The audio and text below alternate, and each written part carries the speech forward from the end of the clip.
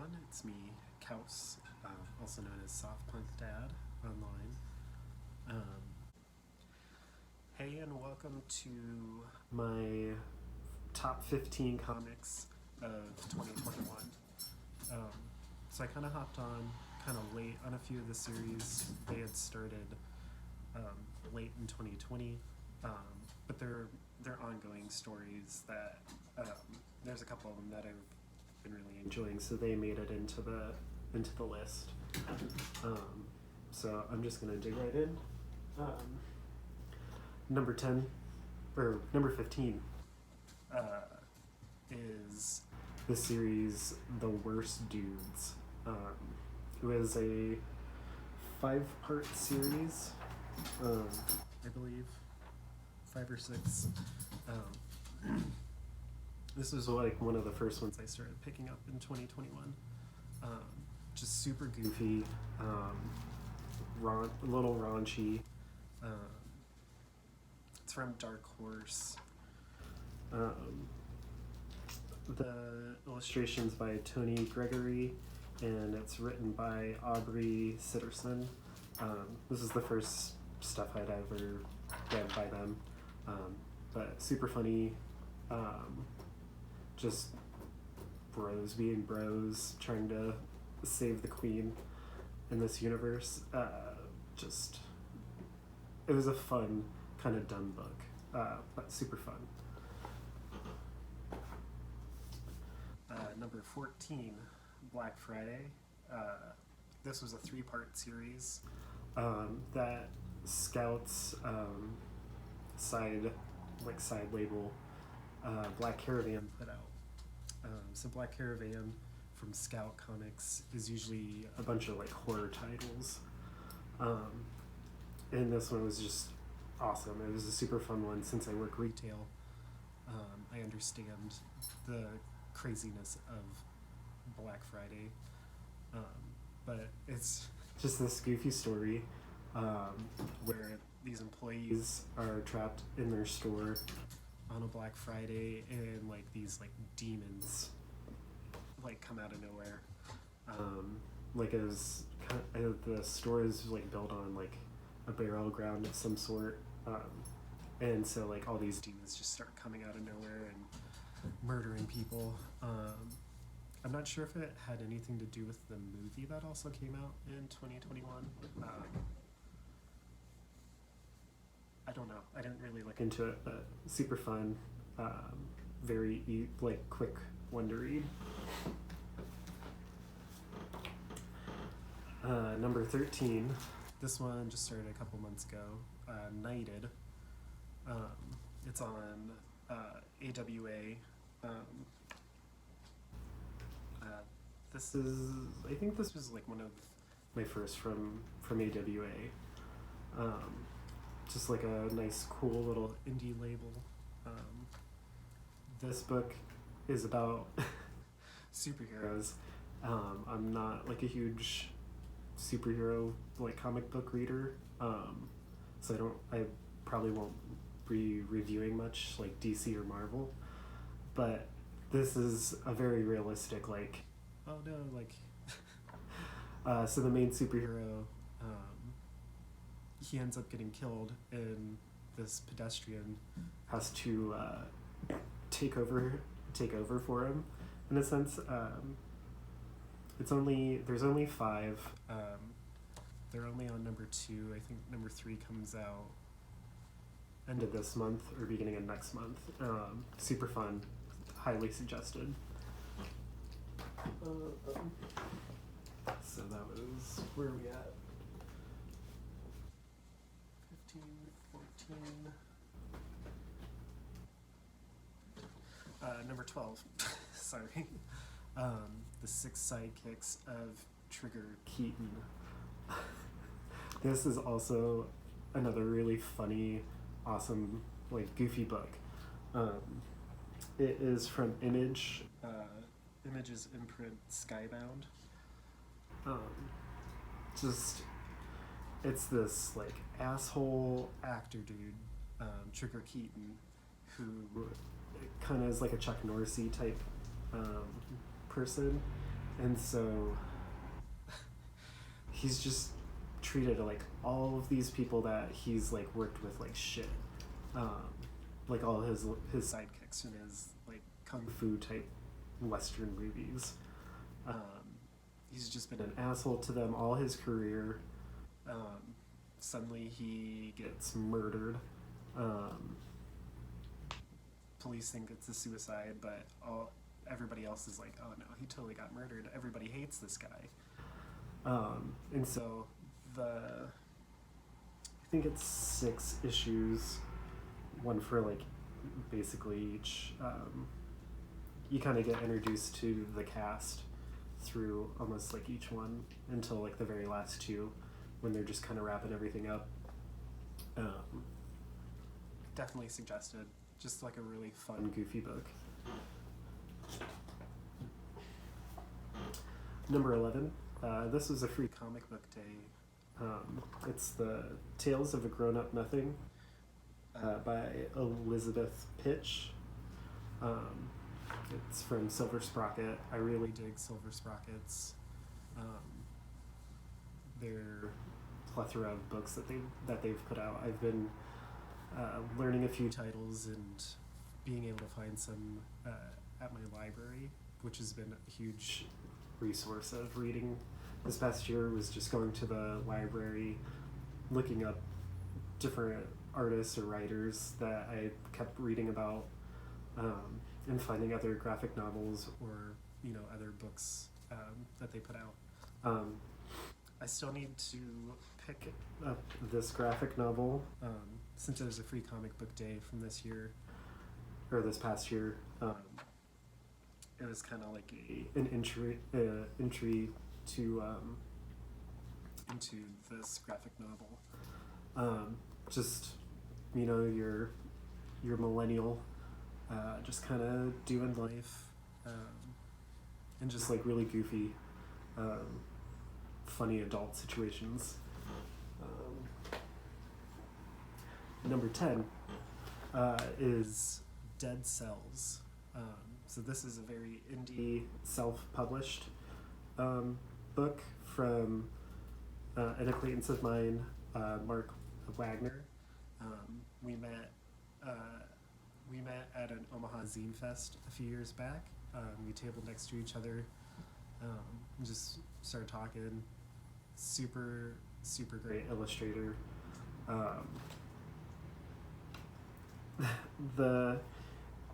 It's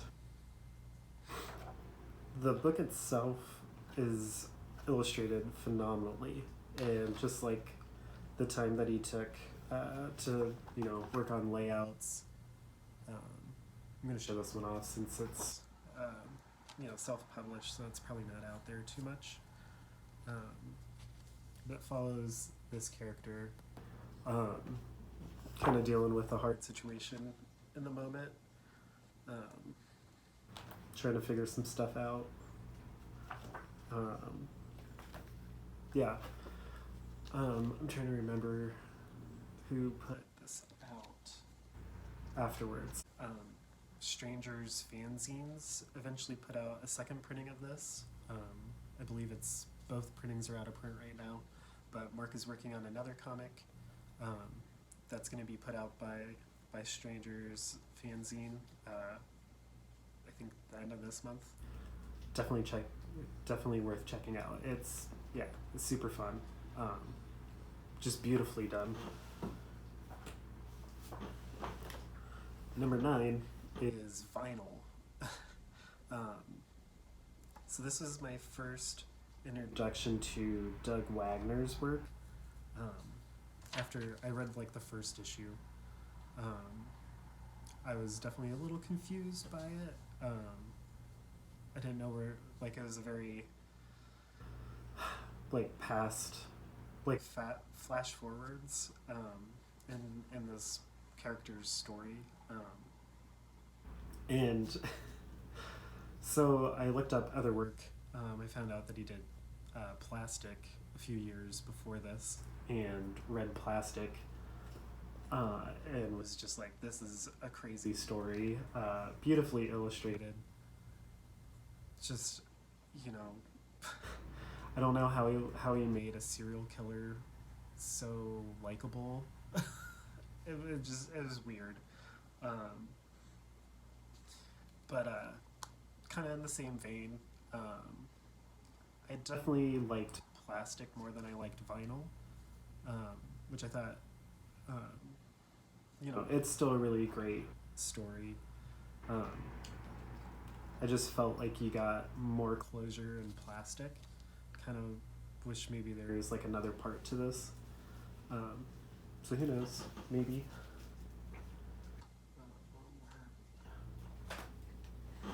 15, 14, 13, 12, 11, 10, 9. All right. Book number 8. Cherry Blackbird by Joseph Schmalik. I don't know. I'm probably pronouncing that wrong. Another Scout Black Caravan. This is a phenomenal, just a phenomenal series. It is just ridiculous in mature content. One of the first things, God, yeah. Within 2 pages, you see the most messed up thing I think I've ever seen in a comic. But very funny, kind of horror style. This girl, she sold her soul to the devil, and now the devil's coming back to collect. And so he makes her a deal because she's like, no, I'm not going to do that. So he makes a deal with her to help him collect a few like escaped souls. It's just a ridiculous, campy, funny, amazingly like illustrated to comic. Highly suggest this one.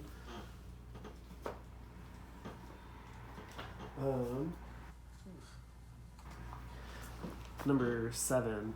I had to bust out the whole slew of books that were released in 2021 because the series, they're all illustrated by Michael Walsh. This was like my first introduction to his work, and it's amazing. He like the colors. In each issue, they have their own tone. But like the silver coin's kind of like a Twilight Zone-y type thing. They're all different stories, self-contained stories, and each issue all kind of tied together with this magical silver coin that's cursed. And it just has traveled through time. But like each issue, there's a different writer, so totally different story with a new writer. And the list of writers, is a lot of first time reading those writers, and was just blown away. Certain issues are a little bit better than others, but each story was just like super fun. Really suggest picking that up.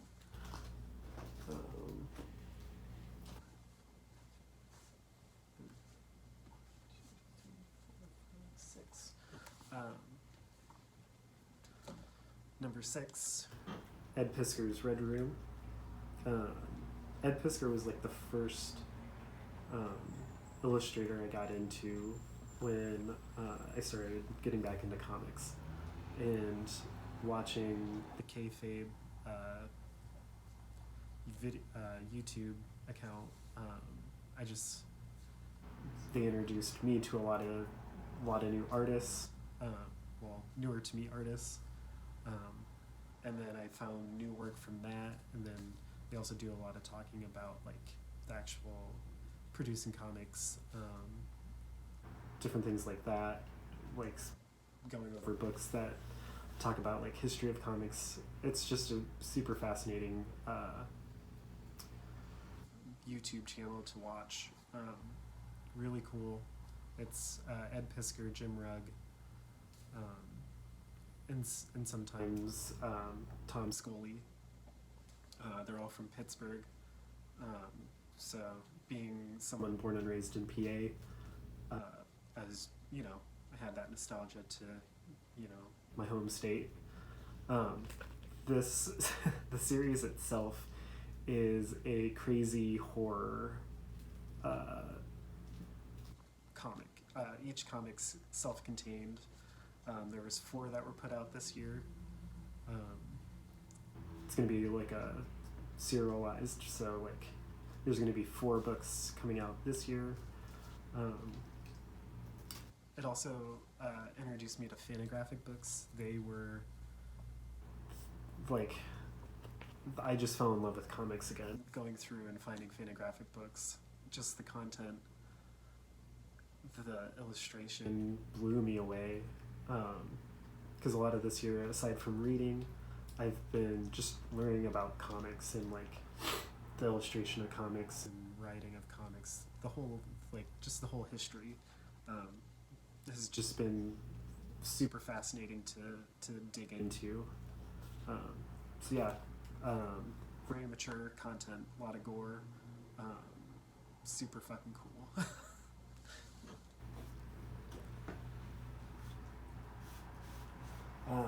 My number 5 is, oh, this one doesn't show up that one, is The Many Deaths of Lila Starr. This was a 5-part series, written by Ram V. The comic book store that I go to, one of the employees, they suggested one of his books to me earlier when I was getting back into stuff. That one was Blue and Green, which was a phenomenal story, super great creative team. So I was very excited to read this series. I waited until it was all out so I could read it all in one sitting. And man, such a heavy, beautiful story. I cried, reading this book. It was just so heartfelt, crazy good story. I really love Ram V's writing.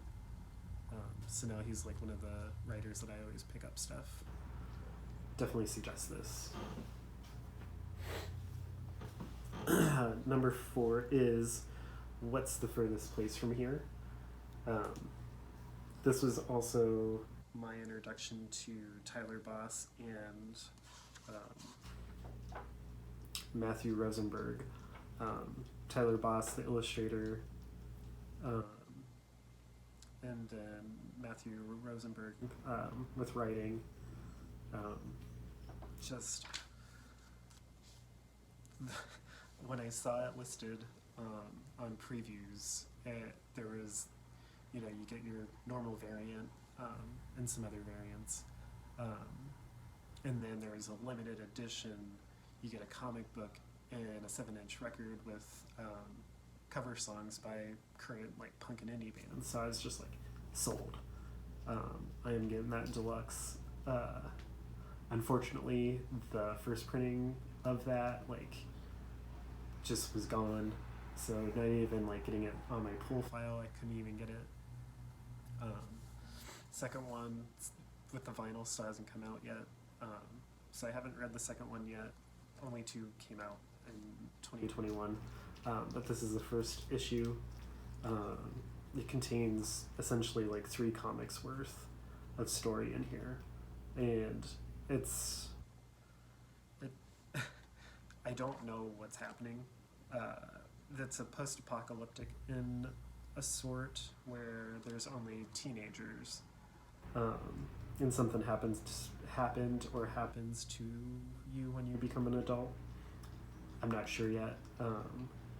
But just the illustration style is super awesome. The colors are really amazing. And the story is well written. And there's music, so I was sold. A bunch of punk and indie bands references in like the record store that this one group's staying in. But if you like music and you like comics, this seems like a good series to pick up. Number 4, The Department of Truth. So this one started in 2020, but I hopped onto the series around like issue 10 or 12, somewhere in there. So the first collection of the trade paperback that has like the first 5 had already come out. I picked that up, read it in like a sitting, and was just conspiracy theory, like government stuff. This is like, if you're into that, this is the book. This is the series. It's just about this government group that no one knows about, that helps keep conspiracy theories like under wraps. It's fucking amazing. It's written by James Tynion IV. This was one of the first series that I picked up that he was writing, and his writing style is phenomenal. I've read a few different things that he's put out this past year, and he's just like, he can write whatever story, like he can switch from genres super well. Just, yeah, really amazing writer. And then the artist is Martin Simmons, which the art in this like goes really well too, because it's really creepy, kind of grungy. But yeah, it's been a awesome read. So if you're into like conspiracy theories, government, like cover-ups and that kind of shit, definitely check this out. My number 2 is Something is Killing the Children, also written by James Tynion IV. Like I said, amazing writer. The illustrator for this series, oh man, I'm not going to be able to pronounce that correctly, is Werther Del Edra. But it's a super creative idea where it's about monster hunters, and only little kids can see these monsters. And there's like this whole society of these monster hunters, and it's just fucking awesome. I know it's like top series or something probably right now, but awesome. This has like the first 15 issues in it. I hopped on number 16, so that was like them kind of jumping back into telling Erica Slater's story like early on, but this collection is awesome. This is also one that started in 2020 but has been continuing. Definitely check this out.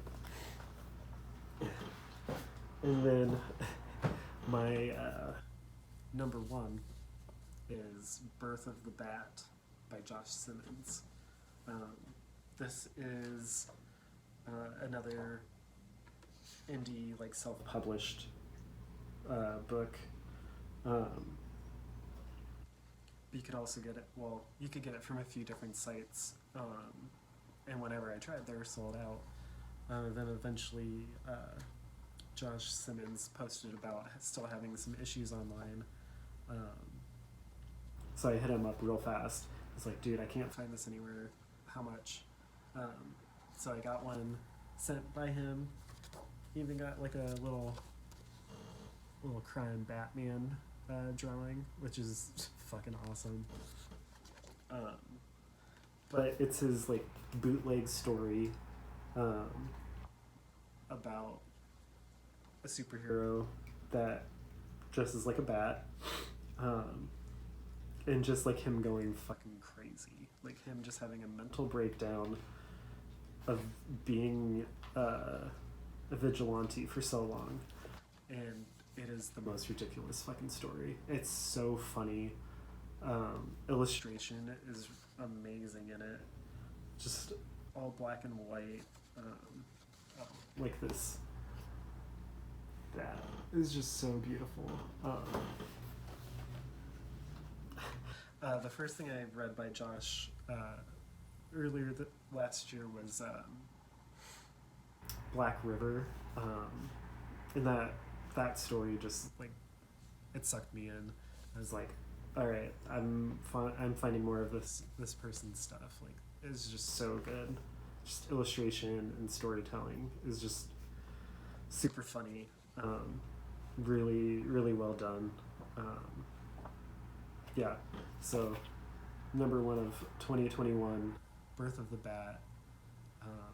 And that wraps up my top 15 of 2021. So, I'm going to sign off. But first, support your local comic shops. Support your local libraries. They're a phenomenal resource for comic books. But not as phenomenal as your local comic book store. So definitely support them. And support your friends. Support your loved ones. And I'll see you next time.